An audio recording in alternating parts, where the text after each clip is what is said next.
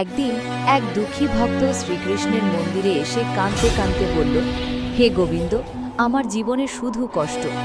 তখন তার অন্তরে যেন এক মধুর বাণী ধ্বনিত হল, ভয় করো না, যে আমাকে বিশ্বাস করে আমি কখনো তাকে একা ছেড়ে দিই না।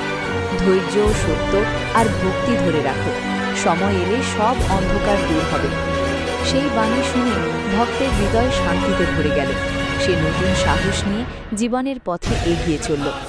এরপর ধীরে ধীরে তার জীবনে সুখ, শান্তি ও সমৃদ্ধি ফিরে এলো। গোবিন্দের অমৃত বাণী আজও ভক্তদের আশা, বিশ্বাস ও ভালোবাসার আলো জ্বালিয়ে রাখে।